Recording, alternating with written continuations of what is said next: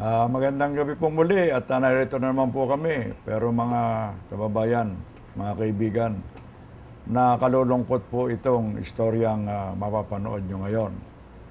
Dahil ito po ay sa paghingi ng tulong sa amin ni Mr. Mike Enriquez, inaksyonan po namin ito.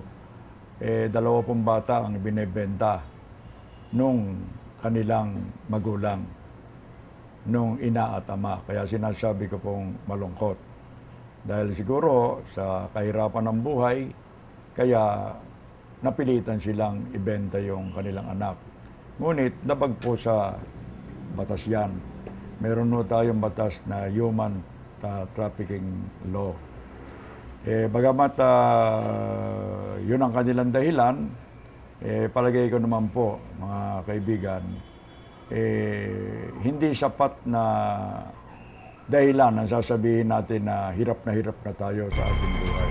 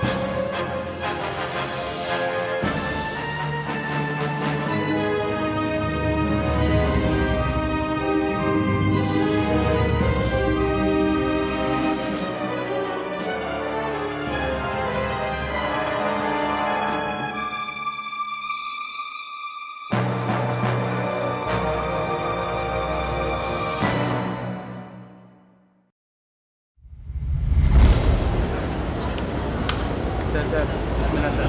Baka gusto mo bumili ng bata sir. Bakit? Ba't yung binibenta? Uwi lang ko kami sa probinsya eh. Hindi lang ho, 2.20 yun lang ho. Ganito ba? Kuhanin mo na oh. Saglit lang ha. Talo na. Tayo namin ha.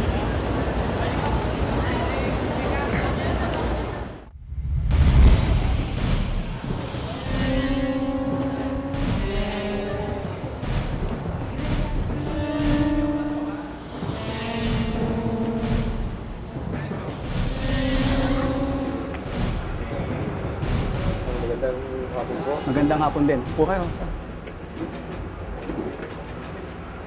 Ano po may paglilingkod namin sa inyo? May ano kasi yung may binibentang bata ron sa Sudanina. Naalok sa akin.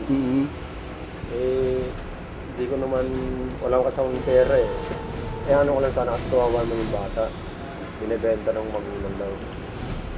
Ito ba yung eksaktong lugar sa may TM Calao Street, corner Roas Boulevard, sa may Opo, sir. Luneta? Ayun nga yun po. Okay, sige. We will follow up on that case. Sige, puntahan natin ngayon. Sige po, para mo mahuli yung kasi kawawa na po yung mga bata eh. Na binibenta. Okay, sige. We will follow up on that matter. Okay. Sige po. Ito yun, ano?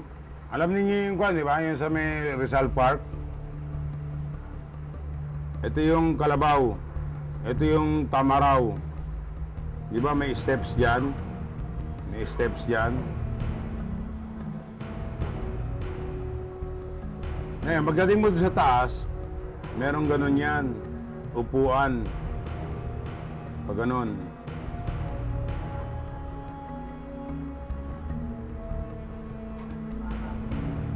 Dito kayo magtatransaksiones. Ito yung mag-asawa. Diyan yung bata. So, papasok si Kapitan Solis. Dito sa kabila. Dito siya iikot para kita niya. Yung vision niya, kita niya kung ano nangyayari. Si Tintin kasama dun sa bibili. Di ba? Ito naman si June kasama ni Solis, ni Kapitan Solis. Kapitan Solis, saka si Areño. Kaya hindi tayo pwede mag-rely dyan. Dahil pag tumakbo yan dito sa baba, patay tayo. Di ba?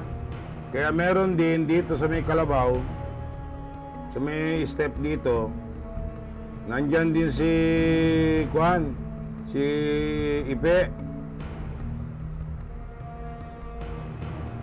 Tsaka ikaw, pare. Ha? Kayong dalawa dyan. So, 3 and 4. 1 and 2.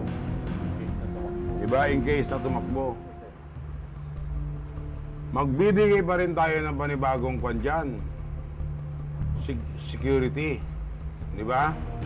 Kasi paano yung mga bata? 2 bata yan.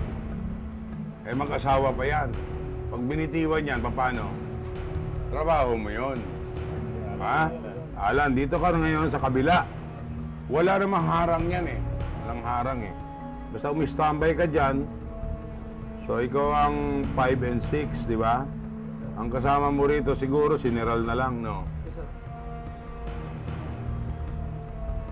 Ang setup dito, pagbigay ng pera, baka hindi nyo mapansin.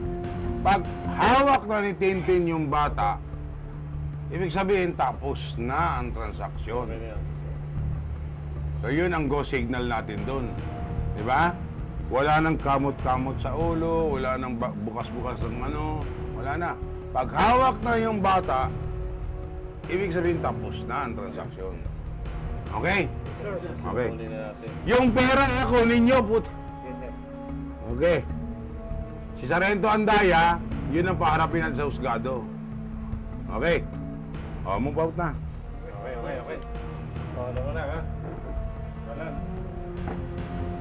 Move out na.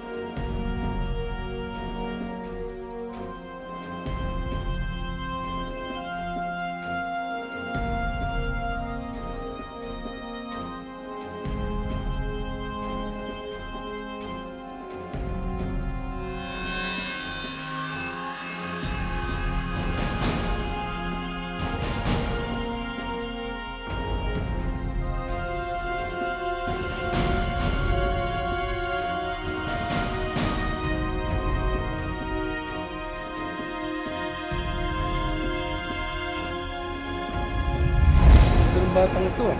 Sir, baka gusto niyo bumili ng bata. 30 mil ho itong bata, sir. Uwi lang kami ng probinsya, sir. Bumili na kayo. Eh, 10,000 lang ang pera ko dito. Baka pwede na. Pwede na ko yun, sir. Uwi lang po kami ng probinsya eh. Kailangan lang mo naman namin pamasahe talaga. O, sige. Ano mo ba yan? Anak ko namin dalawa yan, sir. Oo, sir. Ang dalawa. Brad, pulis ako. Sumama ka sa amin sa presinto. Doon ka lang paliwanag. Ho!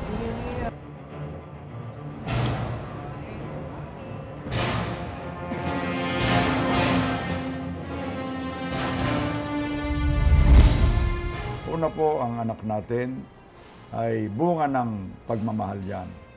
Ang pagmamahal